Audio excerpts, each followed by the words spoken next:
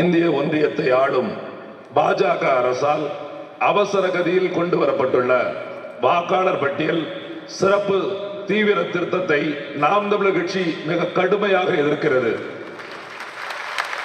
எந்த திட்டமிடலும் தொலைநோக்கும் இல்லாது முழுக்க முழுக்க தங்களது வாக்கரசியல் கணக்குகளுக்காக குறுகிய காலத்தில் தமிழ்நாட்டில் கொண்டு வரப்பட்டு ஏறக்குறைய 1 கோடி வாக்காளர்களின் வாக்குரிமையை பறித்திருப்பது என்பது ஏற்கவே முடியாத சனநாயக படுகொலையாகும். இத்தோடு பீகாரை சார்ந்த வாக்காளர்களை தமிழ்நாட்டில் இணைக்கிற ஒன்றியத்தை ஆளும் பாஜக அரசின் முயற்சியானது தமிழர் தாயகத்தை கலப்பின தாயகமாக மாற்றி ஆக்கிரமிக்க முனையும் மாபெரும் சூழ்ச்சியாகும். அதனை நாம் தமிழர் கட்சி இந்த பொதுக்குழுவின் வாயிலாக மிக கடுமையாக எதிர்க்கிறது.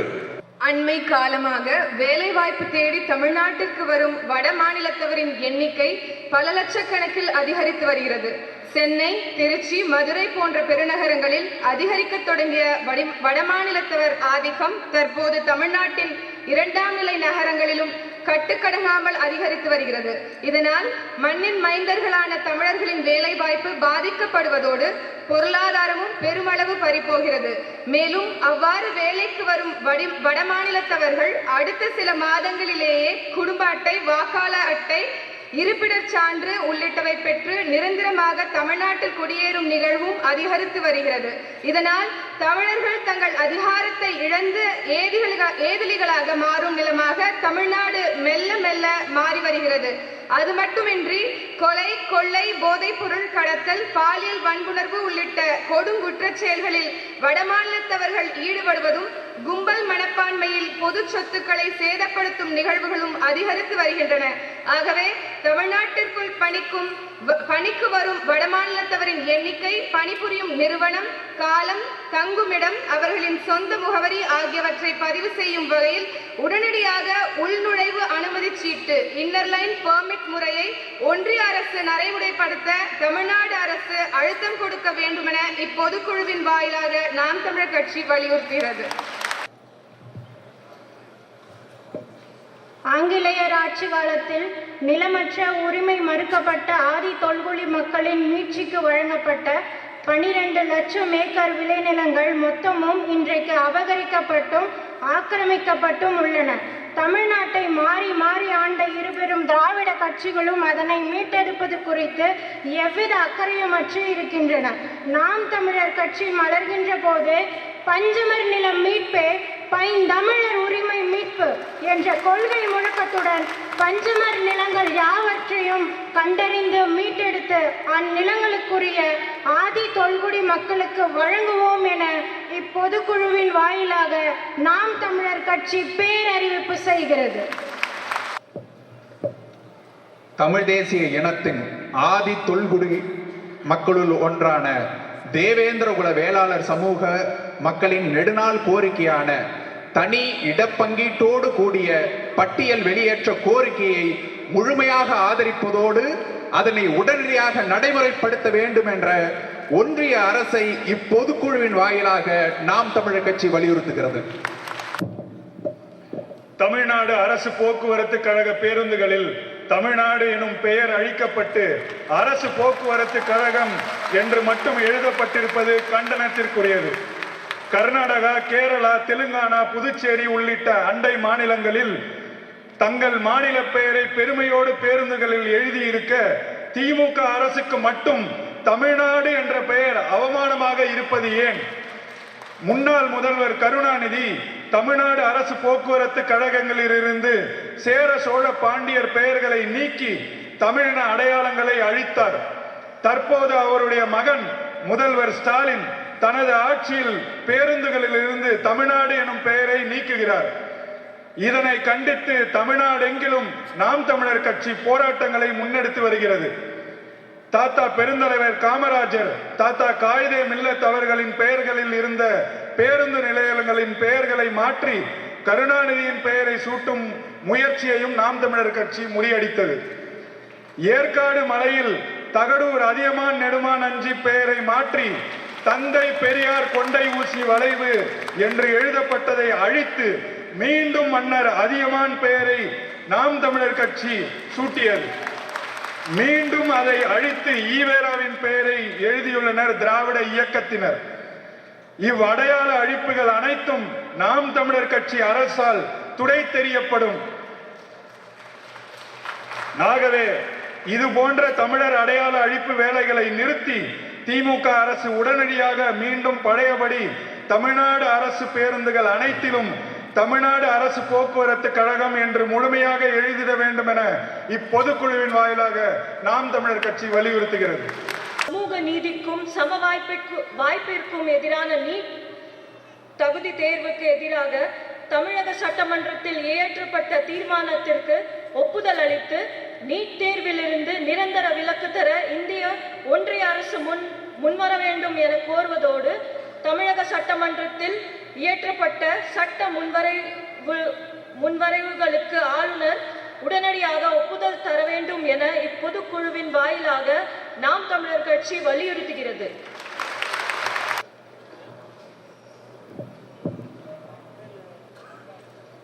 சிங்கள இனவாத அரசும் இந்திய பேரரசும் உலக வல்லாதிக்கங்களின் துணையோடு தமிழீழ நிலத்தில் நிகழ்த்திய திட்டமிடப்பட்ட இனப்படுகொலை முடிவுற்று 15 ஆண்டுகளை கடந்தும் தமிழர்களுக்கு இன்னும் எவ்வித நீதியும் தீர்வும் கிடைக்கப்பெறவில்லை.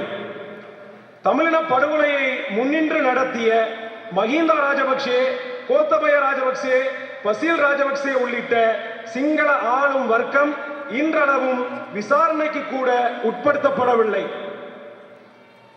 உலகம் முழுதும் வாழும் தமிழர்கள் தம்மின படுகொலைக்கு நீதி கேட்கிறார்கள். பன்னாட்டு சமூகத்திடம் இப்போது வரை முறையிட்டுக் கொண்டிருக்கிறார்கள். ஆயுத போராட்டத்தை கைவிட்டு அரசியல் தீர்வுக்கு வர வேண்டும் என்று கூறிய உலக நாடுகளும் சமாதானத்தை வலியுறுத்திய ஐநா உள்ளிட்ட பன்னாட்டு அமைப்புகளும் இன்று அமைதி காப்பது மிக கொடுமையானது. 8 கோடி தமிழர்களை பிரதிநிதித்துவப்படுத்தும் தமிழக சட்டமன்றத்தில் கடந்த 2011ஆம் ஆண்டு இலங்கை மீது பொருளாதார தடையும் பன்னாட்டு போர்க்குற்ற விசாரணையும் கோரி தீர்மானம் இயற்றப்பட்டிருக்கிறது. அதுவே தமிழ்நாடு மட்டுமல்லாது உலகெங்கும் வேறுபரப்பி வாழும் தமிழர்களின் ஒட்டுமொத்த குரலாகும். அதற்கு மதிப்பளித்து இலங்கை மீது ஒரு தடையீடற்ற பன்னாட்டு போர்க்குற்ற விசாரணை அமைக்கவும் சிங்களர்களோடு இணைந்து வாழ்வது இனி சாத்தியமே இல்லை என்கிற நிலையில் தள்ளப்பட்டிருக்கிற தமிழர்களுக்கு தனித்தமிழீழமே நிரந்தர தீர்வு என்பதால் தனி நாடு அமைக்க ஈழத்திலும் புலம்பெயர்ந்தும் வாழும் தமிழர்களிடம் பொது வாக்கெடுப்பை நடத்தவும் இந்திய ஒன்றியத்தை ஆளும் பாஜக அரசு சர்வதேச சமூகத்திற்கு அழுத்தம் தர வேண்டும் என இப்பொதுக்குழுவின் வாயிலாக நாம் தமிழர் கட்சி வலியுறுத்துகிறது. சமூக நீதியின் செயல் வடிவமான வகுப்பு வாரி பிரதிநிதித்துவத்தை நடைமுறைப்படுத்துவதற்கு அடிப்படை ஆதாரமான சாதிவாரி கணக்கெடுப்பை செய்வதற்கு மாநில அரசுகளுக்கு அதிகாரம் இருக்கும் போதும் அதனை செய்யாது காலங்கடத்தும் திமுக அரசின் செயல்பாடு என்பது வெளிப்படையான மோசடித்தனமாகும். பீகார், ஆந்திரா, தெலுங்கானா, கர்நாடகா போன்ற மாநில அரசுகளே சாதிவாரி கணக்கெடுப்பை முன்னெடுக்கிற போது சமூக நீதியின் தொட்டில் என அழைக்கப்படும் தமிழ்நாட்டில் ஆளும் திமுக அரசு அதனை செய்ய மறுப்பது வெட்கக்கேடானது. ஆகவே புலரும் புதிய ஆண்டில் மலரப்போகிற நாம் தமிழர் கட்சியினுடைய ஆட்சியிலே அனைவருக்கும் உரிய உரிமை கிடைக்க செய்யும் உண்மையான சமூக நீதி தீர்வினை நிலைநாட்டுவோம் என நாம் தமிழர் கட்சி இப்பொதுக்குழுவின் வாயிலாக சூளுரைக்கிறது. விவசாயிகளின் ஒப்புதல் இல்லாமல் விவசாய நிலங்களை வேறு பயன்பாட்டிற்கு எடுக்க மாட்டோம் என தேர்தலில் வாக்குறுதி அளித்துவிட்டு காஞ்சிபுரம் மாவட்டம் பரந்தூரில் வானூர்தி நிலையம் அமைக்கவும், கிருஷ்ணகிரி மாவட்டம் உத்தமபாளையம், திருவண்ணாமலை மாவட்டம் மேல்மாவிலும், ஈரோடு மாவட்டம் பெருந்துறை, கடலூர் மாவட்டம் குறிஞ்சிப்பாடி, மதுரை மாவட்டம் இலுப்பங்குளம் உள்ளிட்ட பல்வேறு இடங்களில் தொழிற்பேட்டை அமைக்க விவசாய நிலங்களை அடாவடித்தனமாக மக்களிடமிருந்து பிடுங்கும் திமுக அரசின் கொடுங்கோல் போக்கை நாம் தமிழர் கட்சி மிக வன்மையாக கண்டிக்கிறது. இத்தோடு புத்தாண்டில் அமைய இருக்க புலிகளின் ஆட்சியில் நாம் தமிழர் கட்சியின் ஆட்சியில் நிலவும் வளமும் சார்ந்த தொழிற்சாலைகளுக்கு மட்டுமே அனுமதி அளிக்கப்படும் எனவும், விவசாய நிலங்கள் பாதுகாக்கப்பட்டு விவசாயம் தேசிய தொழிலாக மாற்றப்படும் எனவும் இப்பொதுக்குழுவின் வாயிலாக நாம் தமிழர் கட்சி உறுதியளிக்கிறது. இஸ்லாமிய சிறைவாசிகளை விடுதலை செய்வோம் என சட்டமன்ற தேர்தலில் ஏமாற்றும் வாக்குறுதியை அளித்த திமுக ஆட்சி அதிகாரத்தை அடைந்தவுடன் சட்ட போராட்டத்தின் மூலம் முன் விடுதலை கோரிய இஸ்லாமிய சிறைவாசிகளுக்கு எதிராக நீதிமன்றத்தில் பதில் மனு தாக்கல் செய்து அவர்களின் விடுதலை தடைப்பட காரணமான திமுக அரசின் செயல் நயவஞ்சக போக்கின் உச்சமாகும். மலரப்போகும் நாம் தமிழர் ஆட்சியில் இஸ்லாமிய சிறைவாசிகளின் விடுதலையை சாத்தியப்படுத்துவோம் எனவும், இஸ்லாமிய உறவுகளுக்குரிய ஆட்சி அதிகார பிரதிநிதித்துவத்தையும் உரிய இடஒதுக்கீட்டையும் உறுதி செய்வோம் எனவும் இப்பொதுக்குழுவின் வாயிலாக நாம் தமிழர் கட்சி உறுதியளிக்கிறது. விழுப்புரம் மாவட்டம் மேல்பாதி திரௌபதி அம்மன் கோவிலில் ஆதி தொல்குடி மக்கள் வழிபாடு செய்வதற்கு இருக்கும் சாதிய சிக்கலை தீர்க்காது விட்டு அதனை கிடப்பில் போட்டு இருதரப்பையும் பகைமையோடு இருக்க வழிவகை செய்திடும் ஆளும் திமுக அரசின் கையாலாகாத்தனத்தையும் வாக்கரசியல் நாடகத்தையும் நாம் தமிழர் கட்சி இப்பொதுக்குழுவின் வாயிலாக வன்மையாக கண்டிக்கிறது. வேங்கை வயலில் மனித கழிவை குடிநீர் தொட்டியில் கலந்த கயவர்களை கைது செய்யாது விட்டுவிட்டு பாதிக்கப்பட்ட அப்பாவி மக்களையே குற்றவாளிகளாக சித்தரித்து வழக்கை நீர்த்து போக செய்த ஆளும் திமுக அரசின் மோசமான நிர்வாக செயல்பாட்டை நாம் தமிழர் கட்சி வன்மையாக கண்டிக்கிறது. வருகின்ற 2026 அமையவிருக்கும் நாம் தமிழர் ஆட்சியில் குற்றவாளிகள் தண்டிக்கப்படுவார்கள் என நாம் தமிழர் கட்சி இப்பொதுக்குழுவின் வாயிலாக உறுதி கூறுகிறது. சமூக நீதி அரசென தற்பெருமை பேசப்படாத ராஜஸ்தான் மாநிலத்தில் சாதிய ஆணவ படுகொலைக்கு எதிராக தனிச்சட்டம் இயற்றப்பட்டிருக்கும் நிலையில் தமிழ்நாட்டில் ஆளும் திமுக அரசு அதனை செய்யாது விட்டு ஆய்வு செய்ய ஆணையம் அமைத்திருப்பது காலம் கடத்துவதற்கான கண் துடைப்பாகும். இத்தோடு உடுமலைப்பேட்டை சங்கர் சாதிய ஆணவ படுகொலை வழக்கின் மேல்முறையீட்டில் முனைப்பு காட்டாது வழக்கை இழுத்தடிக்கும் திமுக அரசின் அநீதி போக்கை நாம் தமிழர் கட்சி இப்பொதுக்குழுவின் வாயிலாக வன்மையாக கண்டிக்கிறது.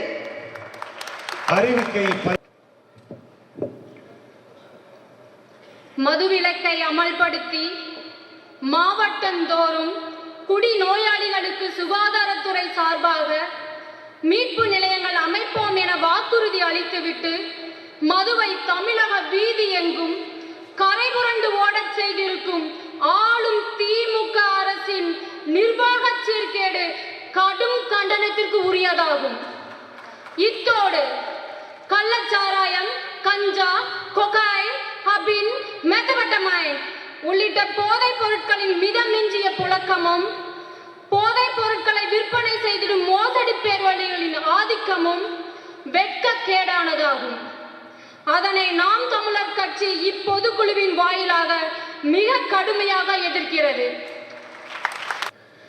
பள்ளி சிறுமிகள் தொடங்கி மூதாட்டிகள் வரை அத்தனை தரப்பு பெண்களின் பாதுகாப்பும் கேள்விக்குறியாகி இருக்கும் நிலையும் அடுத்தடுத்து நிகழும் பாலியல் வன்கொடுமை குற்றங்களும் ஒட்டுமொத்த சமூகத்தையும் வெட்கி தலைகுனிய செய்கிறது. தொடரும் பாலியல் குற்றங்களுக்கு கடும் தண்டனை கிடைப்பதை உறுதி செய்ய அரசு முழு கவனம் செலுத்த வேண்டும் என நாம் தமிழர் கட்சி வலியுறுத்துகிறது. நாம் தமிழர் கட்சி அரசு அமையும் போது பாலியல் வன்கொடுமைகள் கொலை குற்றங்களாக கருதப்படும். எந்த குற்றத்திற்கும் மரணம் ஒரு தண்டனையாக இருக்கக்கூடாது என்பதுதான் நாம் தமிழர் கட்சியின் நிலைப்பாடு. என்றாலும் பெண்கள் மீதான பாலியல் வன்கொடுமைக்கு மரண தண்டனை மட்டுமே தீர்வாக இருக்க முடியும் என இப்பொதுக்குழுவின் வாயிலாக நாம் தமிழர் கட்சி உறுதிபட உரைக்கிறது. மின்கட்டணம் மாதம் ஒரு முறை கணக்கிடும் முறை கொண்டு வரப்படும் என கொடுத்திருந்த தேர்தல் வாக்குறுதியை காற்றில் பறக்க வைத்ததோடு மின்கட்டணத்தை தாறுமாறாக ஏற்றி ஏழை நடுத்தர வர்க்கத்து மக்களின் வயிற்றில் அடிக்கும் ஆளும் திமுக அரசின் முறைகேட்டை நாம் தமிழர் கட்சி இப்பொதுக்குழுவின் வாயிலாக கண்டிக்கிறது. பழைய ஓய்வூதிய திட்டத்தை நிறைவேற்றுவோம் என்று கடந்த சட்டமன்ற தேர்தலில் வாக்குறுதி அளித்து அரசு ஊழியர்களின் வாக்குகளை பெற்றுவிட்டு நிதிச்சுமையை காரணமாக காட்டி அதனை நடைமுறைப்படுத்த மறுத்து ஏமாற்றி வரும் திமுக அரசின் செயல் அரசு ஊழியர்களுக்கு இழைக்கும் மாபெரும் அநீதியாகும். அதனை வன்மையாக கண்டிப்பதோடு நாம் தமிழர் ஆட்சியில் பழைய ஓய்வூதிய திட்டம் மீண்டும் நடைமுறைப்படுத்தப்படும் என இப்பொதுக்குழுவின் வாயிலாக நாம் தமிழர் கட்சி உறுதி கூறி தமிழ்நாட்டில் உள்ள தனியார் மற்றும் அரசு நிறுவனங்களில் தமிழர்களுக்கு வேலை வாய்ப்பில் 80 விழுக்காடு உரிமை தர வேண்டும் என்று இந்த பொதுக்குழுவின் வாயிலாக கேட்டுக்கொள்கிறோம். போக்குவரத்து துறையில் ஒப்பந்த முறையில் தொழிலாளர்களை நியமிப்பதை நிறுத்த வேண்டும். ஏற்கனவே நியமிக்கப்பட்டுள்ள ஒப்பந்த தொழிலாளர்களை பணி நிரந்தரம் செய்ய வேண்டும். டாஸ்மாக் ஊழியர்கள், ரப்பர் உற்பத்தி தொழிலாளர்கள், தோட்ட தொழிலாளர்கள், மின்சாரத்துறையில் பணியாற்றுகின்ற கேங்மேன் தொழிலாளர்கள் உள்ளிட்ட போராடும் அனைத்து நிலை தொழிலாளர்களின் பணி பாதுகாப்பும் மற்றும் குறைந்தபட்ச ஊதிய பாதுகாப்பையும் அரசு உறுதி செய்ய வேண்டும். அமைப்புச்சாரா தொழிலாளர்களின் நல நிதியை முறையாக சென்று சேரும் வகையில் புதிய திட்டங்களை உருவாக்க வேண்டும். தொழிலாளர்களின் கடுமையாக வஞ்சிக்கக்கூடிய புதிய தொழிலாளர் நல சட்டத்தை திரும்ப பெற வேண்டும். மருத்துவ பெருமக்கள் நீண்ட நாட்களாக கோரி வருகின்ற கொரோனா பேரிடரில் பணியாற்றி உயிர் துறந்த மருத்துவர்களின் குடும்பங்களுக்கு உரிய வாழ்வாதார உரிமை மற்றும் அரசாணை 354 படி 12 ஆண்டுகளில் ஊதிய பட்டை 4 வழங்க வேண்டும் என்று வலியுறுத்துகிறது. உடனடியாக வழங்க வேண்டும் என்று இப்பொதுக்குழுவின் சார்பில் வலியுறுத்தப்படுகின்றது.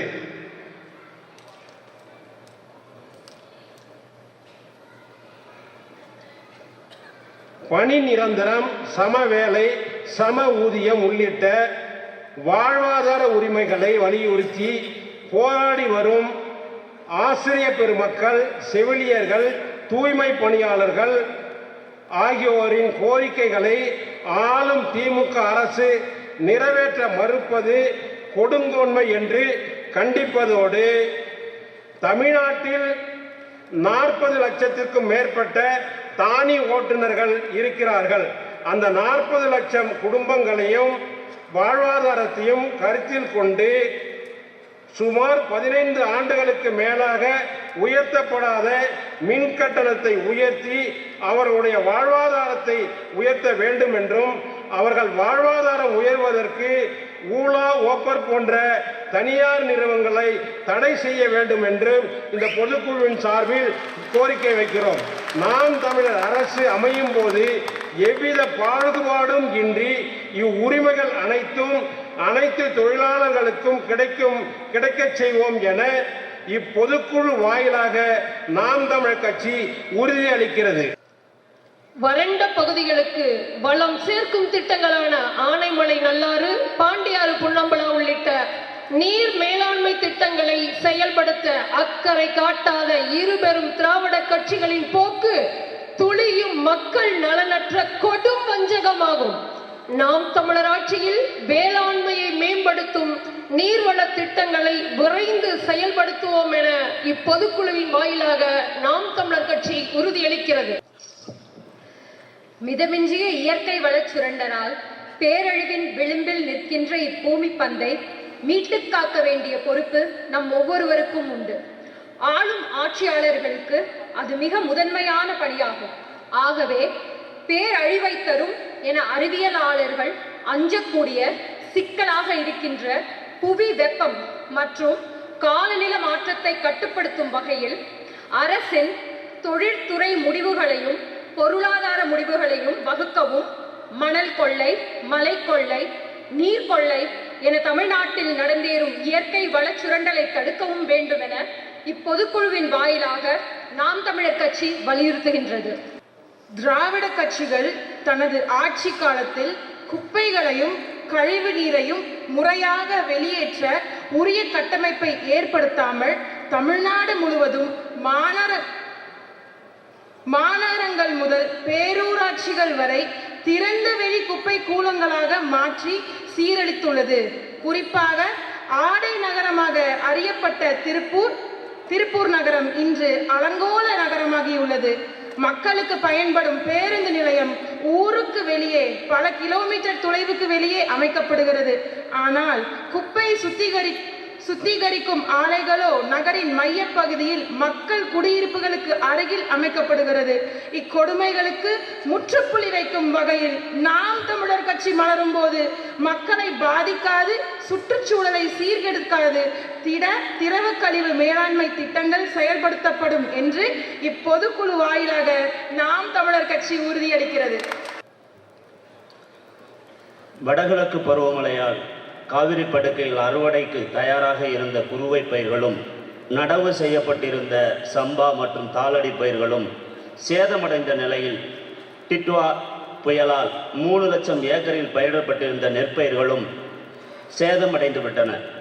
இதில் பாதிக்கப்பட்ட விவசாயிகளுக்கு ஏக்கருக்கு 8000 ரூபாய் வழங்கப்படும் என அரசு சார்பில் அறிவிக்கப்பட்டிருந்தது.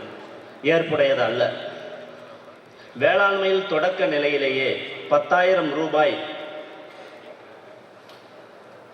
மேலாக செலவு ஏற்படுகிறது.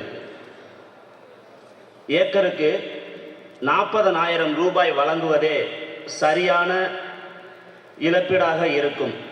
ஆகவே பாதிப்படைந்த விவசாயிகளுக்கு உரிய இழப்பீடை உடனடியாக வழங்க வேண்டும் என இப்பொதுக்குழுவின் வாயிலாக நாம் தமிழர் கட்சி வலியுறுத்துகிறது.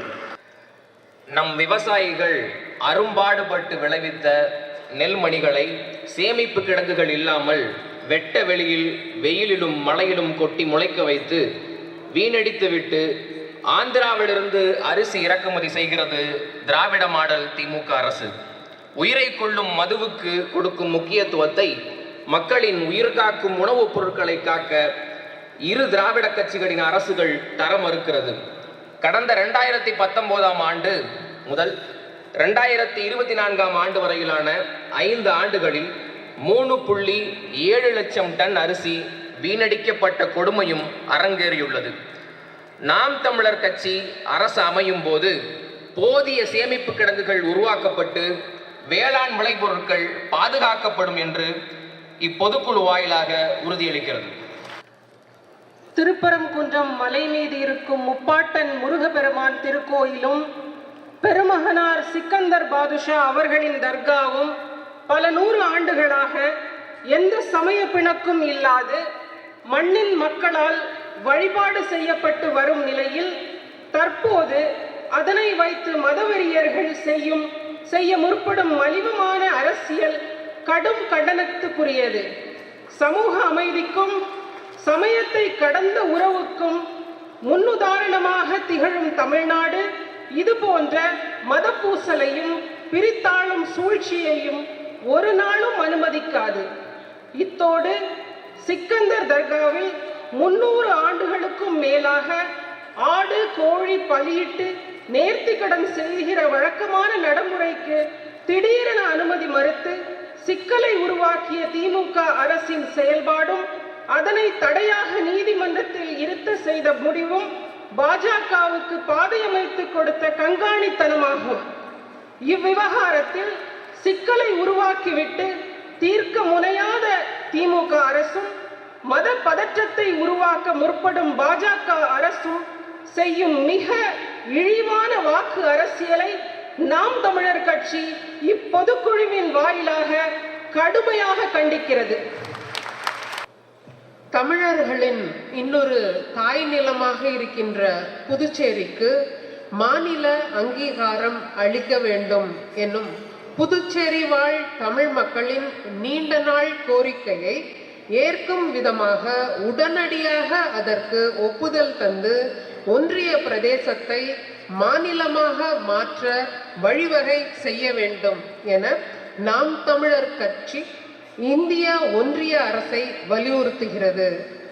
நாம் தமிழர் கட்சியின் அரசு அமையும் போது புதுச்சேரிக்கு மாநில தகுதி பெற்று தரப்படும் என இப்பொழுது இந்த பொதுக்குழுவின் வாயிலாக நாம் தமிழர் கட்சி உறுதியளிக்கிறது. 2021ஆம் ஆண்டு சட்டமன்ற பொதுத் தேர்தலில் வாக்குறுதிகளை வாரி வழங்கி வாக்கு வேட்டையாடிவிட்டு ஆட்சிக்கு வந்ததும் நிறைவேற்ற மறுத்த ஆளும் திமுக அரசின் செயல் வாக்கு செலுத்தி ஆட்சி அதிகாரத்தில் ஏற்றி வைத்த மக்களுக்கு செய்த பச்சை துரோகமாகும்.